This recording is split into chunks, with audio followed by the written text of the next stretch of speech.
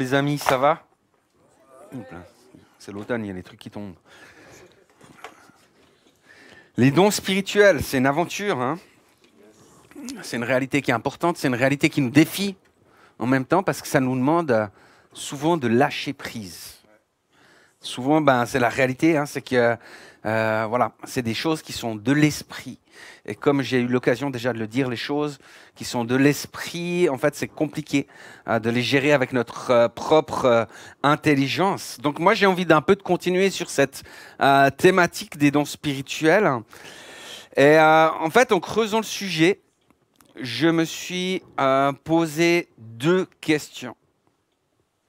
La première, c'est qu'est-ce qui peut finalement empêcher la pratique des dons spirituels? Qu'est-ce qui peut nous empêcher de vivre cela? Et la deuxième question que je me suis posée, c'est qu'est-ce qui peut finalement favoriser la manifestation des dons spirituels? Alors en dehors du fait qu'on puisse avoir une théologie cessationniste, vous savez, la théologie cessationniste, c'est celle qui pense qu'on n'a plus besoin des dons à partir qu'il y a eu la Bible qui a été reconnue comme étant, voilà, comme le canon de la Bible des 66 livres a été reconnu, qu'il n'y a plus besoin de vivre les dons spirituels. Ou bien si on a aussi finalement qu'on ne se préoccupe pas des dons, évidemment, ça va être deux facteurs qui vont faire qu'on ne va pas vivre les dons. Il y a l'immaturité spirituelle. Et puis ça, vous savez, c'est Paul qui écrit dans Galates 4:1, « Aussi longtemps que l'héritier est enfant, je dis qu'il ne diffère en rien d'un esclave, quoi qu'il soit le maître de tout. » Et ça fait peut-être référence également au message de David Surcher dimanche dernier sur la maturité spirituelle. Donc, je ne vais pas reprendre tout ça. Vous réécouterez, il y a des replays qui existent, YouTube ou sur notre site internet où vous trouvez les vidéos. Donc, ce matin, moi, j'aimerais aborder avec vous ce qui va favoriser la manifestation des dons spirituels. Et aujourd'hui, j'aimerais vous parler du caractère. Et tu peux mettre la diapo de titre volontiers. Caractère, ça fait peur à certains. Vous avez déjà entendu parler de bon et de mauvais caractère? Non?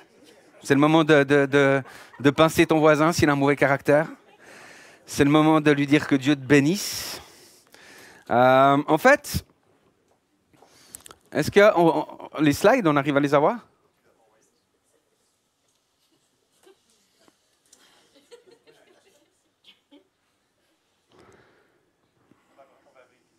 Ouais, merci de vérifier. J'ai 2-3 trucs quand même qui seraient bien. Hein. Ouais. En fait, c'est possible que je ne les ai pas envoyés. J'ai un peu la grippe. Ce qui fait que... C'est pas une excuse, mais ce qui fait que c'est possible que j'ai oublié de les faire suivre. Mais il me semble que je les ai envoyés l'autre soir.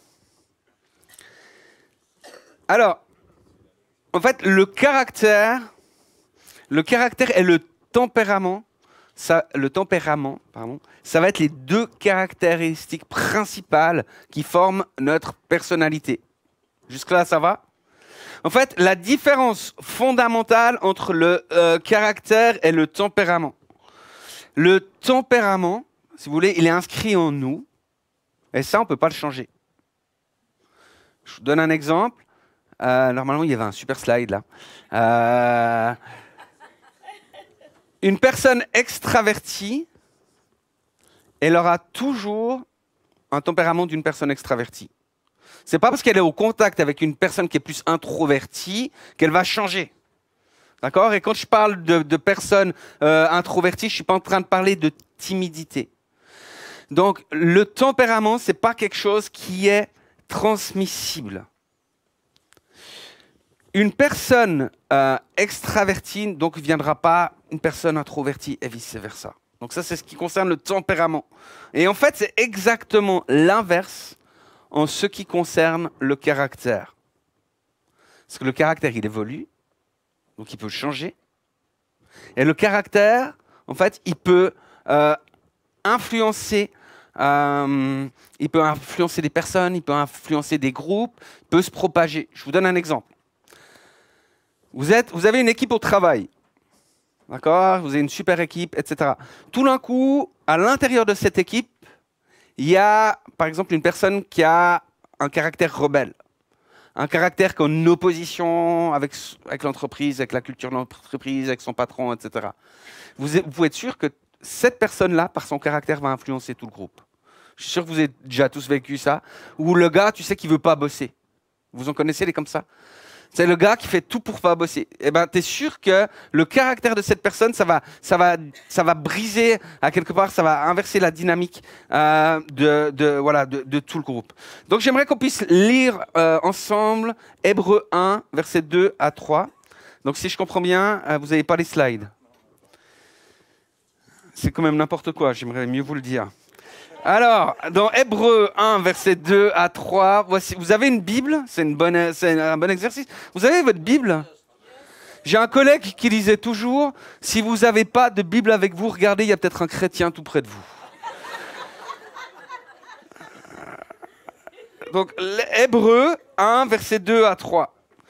Il écrit, Dieu, dans ces derniers temps, nous a parlé par le Fils, qu'il a établi héritier de toutes choses, par lequel il a aussi créé le monde, et qui, étant le reflet de sa gloire, est l'empreinte de sa personne. Mais si ça se trouve, tu n'as pas la même traduction, donc c'est bon? Et l'empreinte de sa personne. En grec, le mot empreinte, c'est le mot caractère. C'est pas caractéros. Hein, c'est pas caractéré ou caractéro, c'est le mot caractère, comme en français. Vous savez un mot de grec maintenant. Donc l'empreinte, c'est le caractère. Et le sens premier, en fait, de ce mot, caractère, c'est l'instrument qui est utilisé pour graver ou pour sculpter. Donc quand on parlait d'un caractère en grec, c'était un burin, un ciseau à pierre, un ciseau à bois, selon ce que l'on allait sculpter. Une autre définition du mot caractère, c'est l'expression exacte, l'image, d'une personne ou d'une chose. C'est une reproduction qui est précise en tout point. En fait, on pourrait traduire ça par une empreinte ou une impression. D'accord? En typographie, un caractère, c'est quoi? C'est une lettre en plomb, exactement. On met de l'encre dessus hein, et puis on imprime. C'est pour ça que je vous disais, le caractère, il se transmet plus loin. C'est hyper important. Donc, Christ est l'empreinte de Dieu.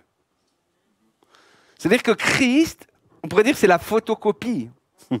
Hein, c'est la copie conforme, exacte et parfaite de Dieu.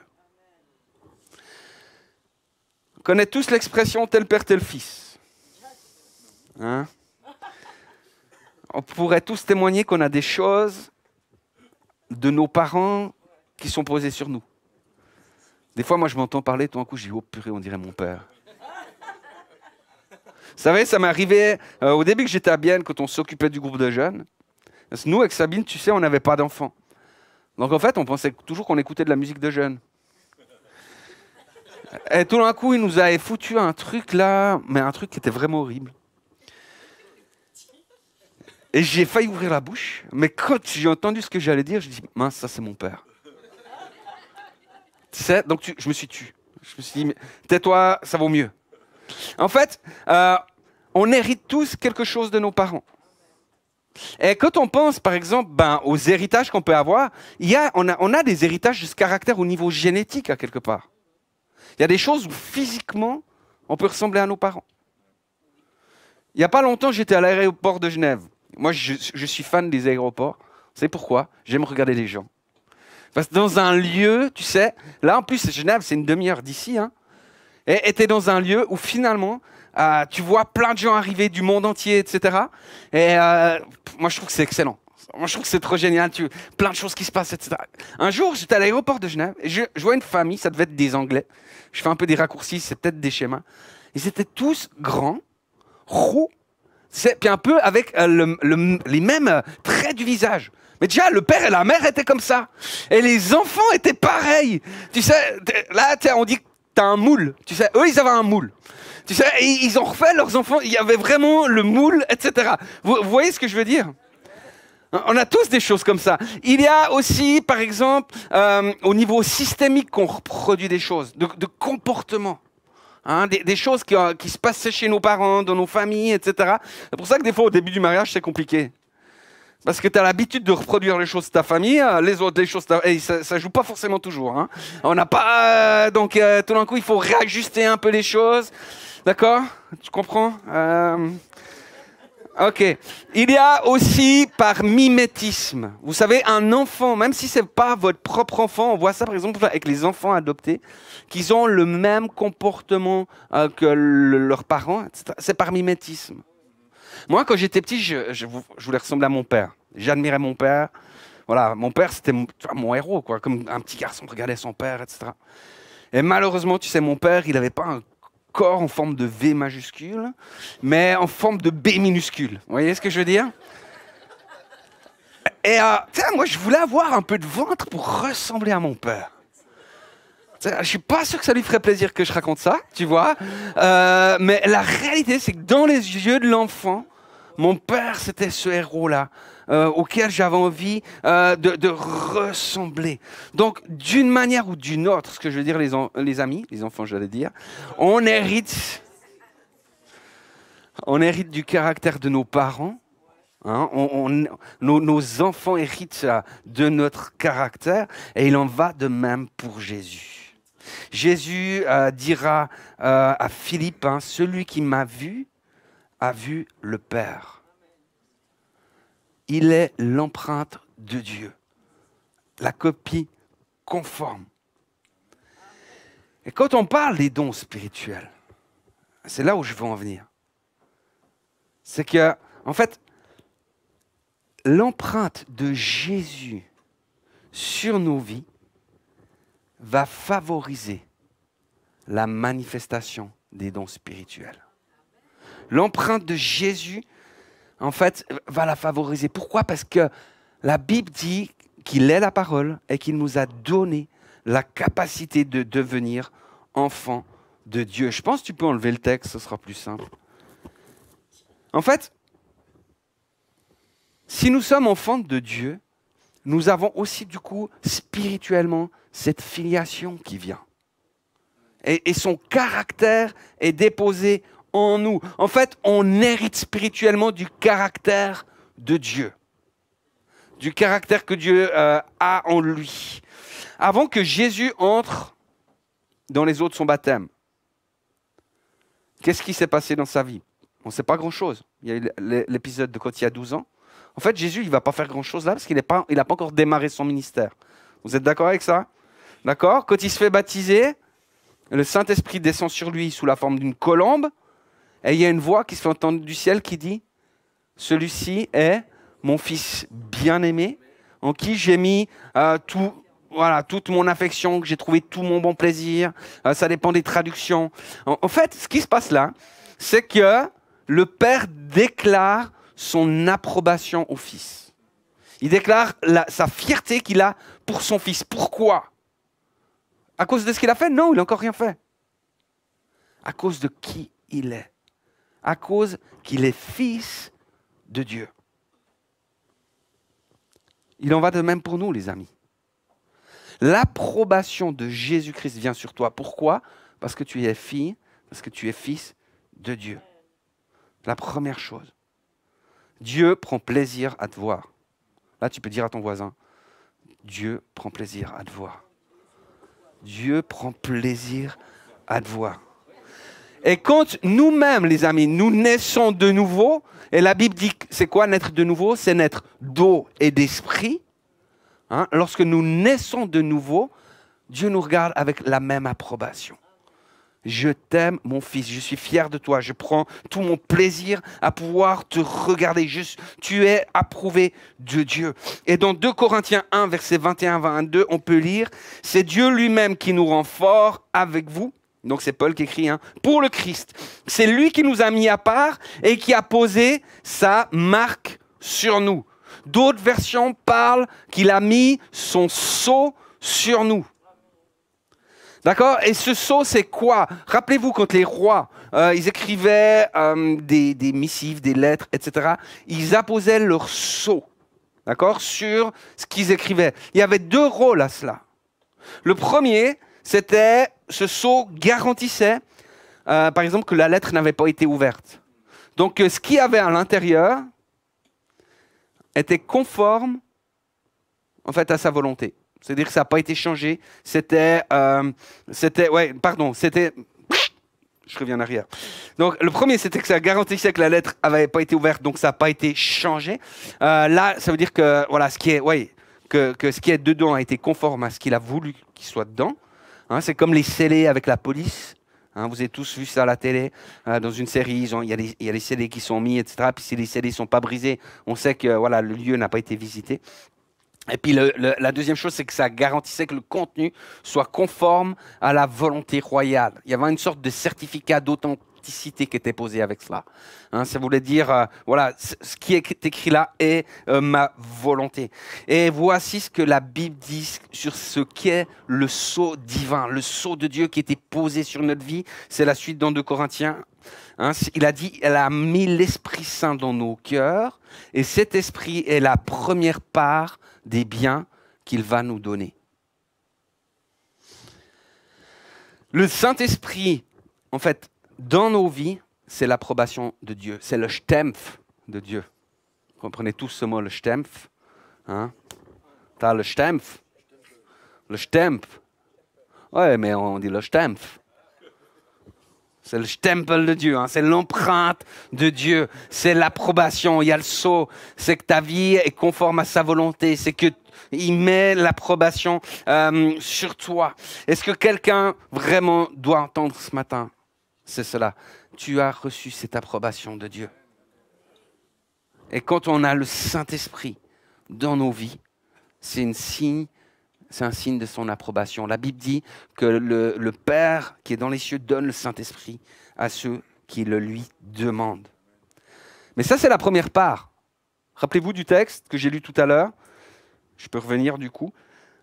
Il a mis l'Esprit Saint dans nos cœurs et cet Esprit est la première part des biens qu'il va nous donner. Le Saint-Esprit qu'on a reçu, qui est en nous, c'est la première part qui nous est donné. C'est ce Saint-Esprit, cette présence-là, qui va favoriser les dons spirituels. C'est l'approbation que Dieu a mis sur notre vie. Donc ça, c'est la première part qui est donnée à la nouvelle naissance. Cette première part qui a été donnée à Jésus lors de son baptême. On peut dire pareil pour nous, hein, dans le sens nouvelle naissance, naître d'eau et d'esprit. La deuxième part, c'est quoi? Quand est-ce qu'elle va être donnée à Jésus, cette deuxième part, vous savez? Parce qu'il y a une première part, il doit y en avoir une deuxième. La deuxième part qui va être donnée à Jésus, c'est au désert. Rappelez ce que dit la parole? Après son baptême, on trouve ça dans l'évangile de Luc, par exemple.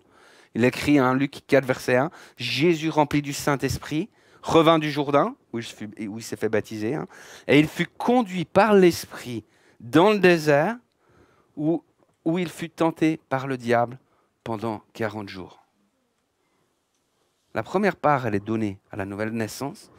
La deuxième part, ce qui va favoriser les dons spirituels,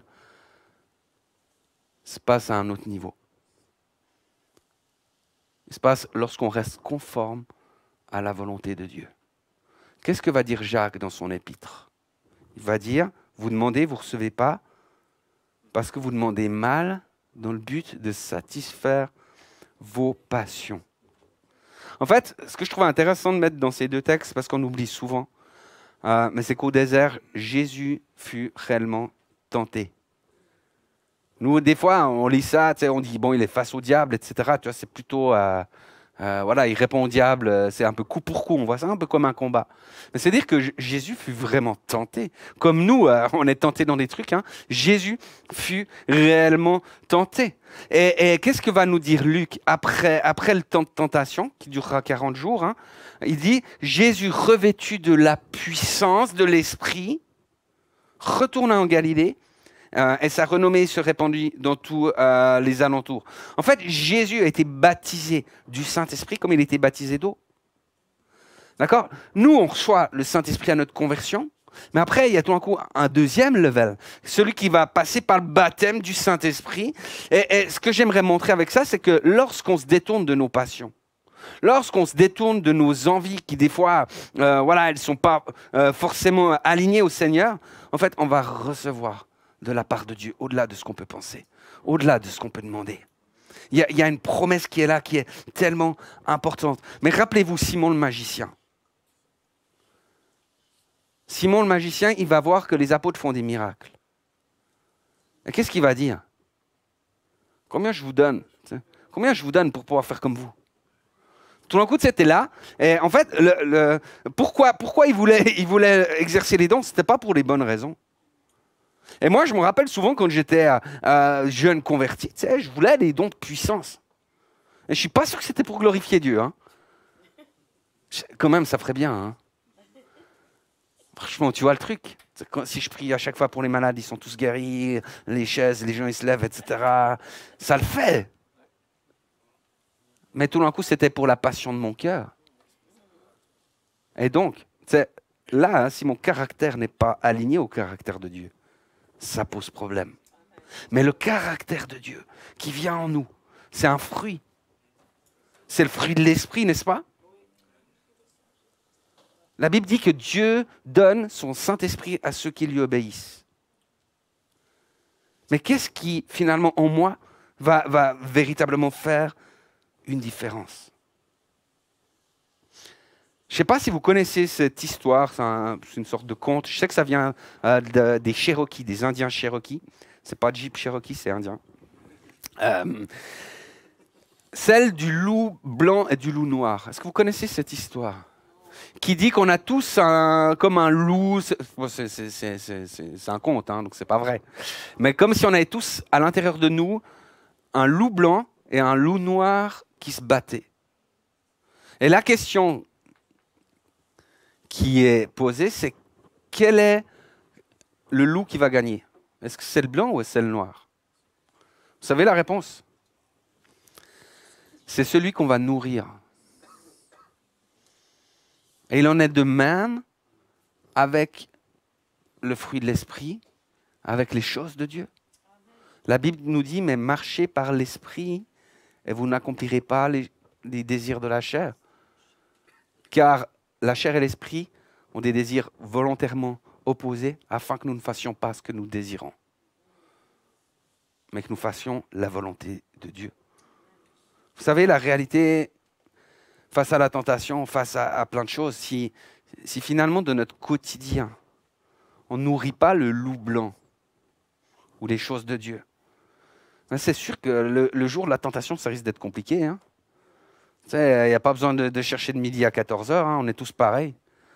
En tout cas moi. Ça va être compliqué. Parce qu'évidemment que je vais tomber dans tous les travers, dans toutes les passions, dans toutes les choses. Le fruit de l'esprit. Le fruit de l'esprit, ça veut dire un fruit, vous savez, ça, je m'occupe pas trop de fruits, moi. Les 5 fruits et légumes, tu vois, je dirais, ça va. Mais la réalité, c'est que un fruit, pour qu'il pousse, bah, c'est la plante que tu dois entretenir.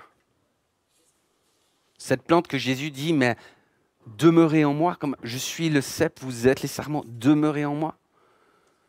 Vous savez, pour que la plante se développe, qu'elle porte du fruit, elle a besoin qu'on l'entretienne. Elle a besoin qu'elle soit nourrie par la parole. Elle a besoin de l'eau, de l'esprit, à quelque part, si je puis dire ça comme ça. Elle a besoin de la lumière. Elle a besoin de différentes choses pour s'épanouir, pour grandir. De temps en temps, il faut un peu l'éclaircir pour toutes les choses qui ne vont pas. Mais l'idée, c'est de dire, mais on doit la nourrir. Ça ne va pas arriver d'un coup. Vous savez, nous, des fois, les charismatiques, hein, on voudrait avoir la patience tout de suite. Et puis on prie, puis on ne comprend pas pourquoi ça ne vient pas. Et puis on dit, mais Seigneur, j'ai la patience, mais tout de suite. Et puis, non, mais il y a plein de choses où on aime que ça soit un peu du tac au tac. Vous êtes d'accord avec ça? Mais la réalité, c'est que le Seigneur permet qu'il y ait des choses qui se fassent les unes après les autres, chemin faisant, tranquillement. Une chose après l'autre. Et on grandit. Vous savez, Marc disait, on veut se donner le droit de faire des erreurs. Je ne crois pas qu'il faut qu'on se donne le droit de faire des erreurs. Mais je crois qu'il faut qu'on accepte de dire qu'on n'est pas parfait. Simplement. Et puis de dire, mais on veut grandir. On veut persévérer. On veut construire. C'est vrai, mercredi soir, notre soirée Prayer Impact, on veut pouvoir grandir dans les dons spirituels, on veut s'exercer. Il y a plein de gens qui viennent, on prie souvent, on voit souvent la main de Dieu intervenir et on est très reconnaissant de tout cela. Puis moi, je crois que le Seigneur veut qu'on grandisse, qu'on devienne de plus en plus à quelque part, qu'on porte un fruit qui soit magnifique et beau pour lui. Mais la question qui nous est posée ce matin, c'est comment va mon caractère ? Est-ce que tu as un caractère d'héritier ou est-ce que tu as un caractère de cochon?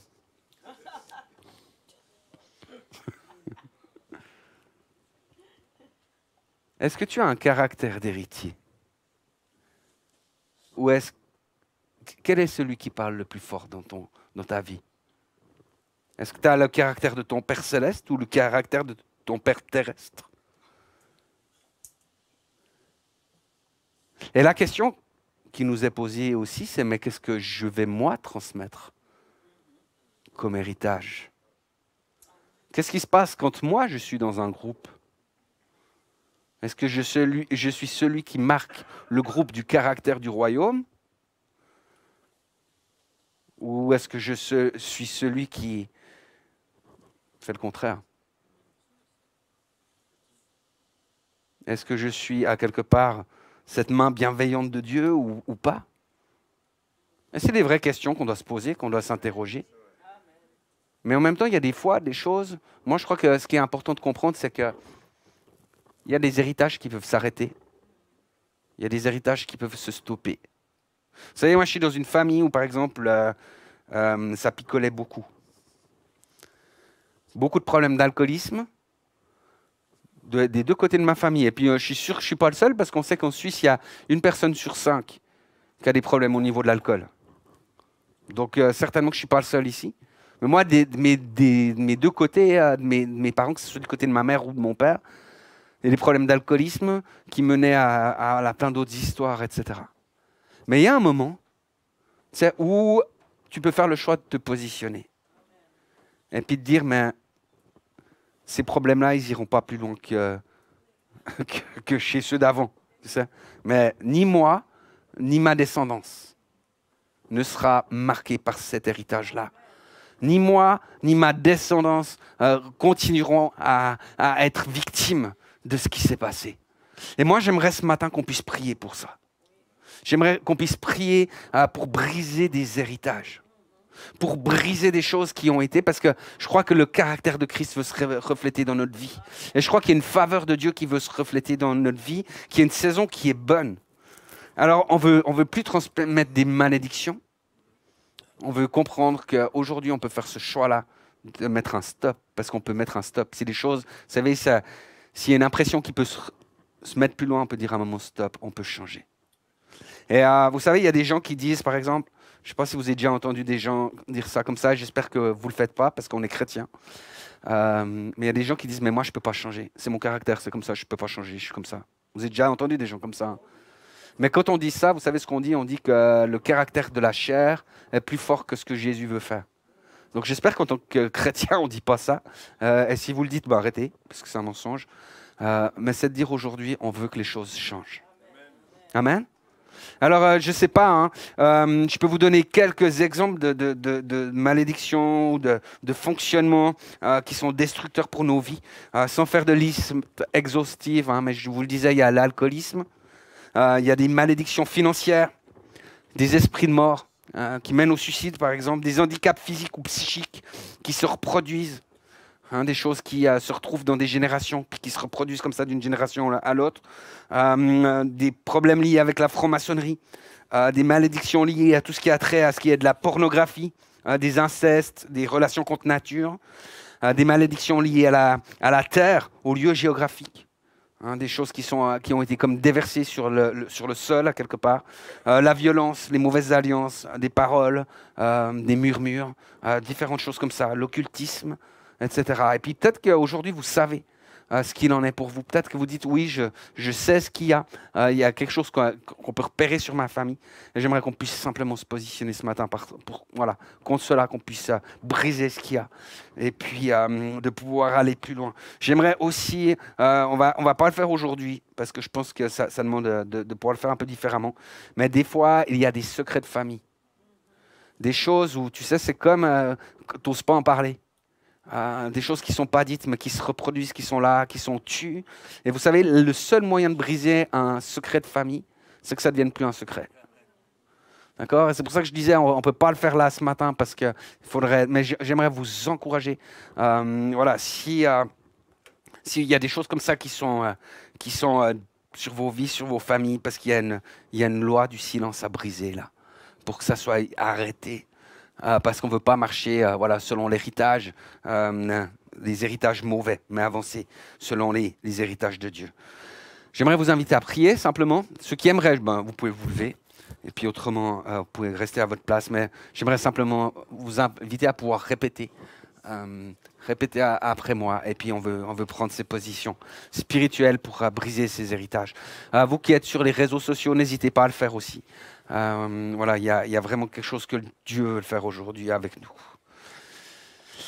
Alléluia, Seigneur Jésus, merci pour l'œuvre que tu vas faire ce matin de délivrance. Et merci parce que tu es celui qui brise toute malédiction. Alléluia, si vous pouvez répéter avec moi. Je professe et je proclame ce matin que je suis fils de Dieu. Je proclame, que moi et ma maison serviront l'Éternel. Je proclame que nous appartenons à l'Éternel. Et je proclame que le sang de l'agneau est répandu sur les linteaux de mon foyer. Sur mon époux ou épouse, sur mes enfants, mes petits-enfants et les générations à venir. Aujourd'hui, je renonce et je rejette tout héritage destructeur. Et si vous en avez un à pouvoir nommer aujourd'hui, faites-le simplement. Seigneur Jésus, je te demande pardon pour le péché de mes pères qui ont amené cet héritage de manière volontaire ou involontaire. Je te demande pardon pour moi-même, pour toutes les fois où de manière volontaire ou involontaire, j'ai été dirigé, asservi par cet héritage destructeur. J'ordonne à toutes les racines de malédiction greffées contre moi d'être déracinées et de mourir maintenant au nom de Jésus-Christ. Par la puissance du nom de Jésus, je brise toutes les conséquences liées à cet héritage destructeur. Puis là, vous pouvez nommer cet héritage et puis vous dire, tu sèches, tu deviens stérile maintenant. Je te rends nul et sans effet par le sang de Jésus. Je suis un enfant du roi des rois, sauvé et racheté. J'ordonne à toutes les malédictions générationnelles et leurs manifestations de maladie, de dysfonctionnement, de mode de vie, et à toute malédiction manifestée contre ma famille, de se briser sur ma vie et sur ma descendance. Par l'autorité du nom de Jésus et par le pouvoir reçu en son nom, je déclare que les œuvres de Satan dans ma maison sont anéanties maintenant. Moi et ma maison, nous servirons l'Éternel. Moi et ma maison, nous servirons l'Éternel. Le saint nom de Jésus est élevé comme une bannière sur ma maison. Que sa gloire soit manifeste sur ma famille et moi. Dans le nom de Jésus-Christ. Amen. Amen. Les amis, j'aimerais vous encourager. Parce que la Bible dit, c'est aussi dans Hébreux 4, versets 15 à 16, qui dit « Nous n'avons pas besoin d'un souverain sacrificateur qui ne puisse pas compatir à nos faiblesses. Au contraire, il a été tenté comme nous en toutes choses. Approchons-nous donc avec assurance du trône de la grâce, afin d'obtenir quoi? Miséricorde et de trouver grâce pour être secourus dans tous nos besoins. » Demeurez bénis, les amis.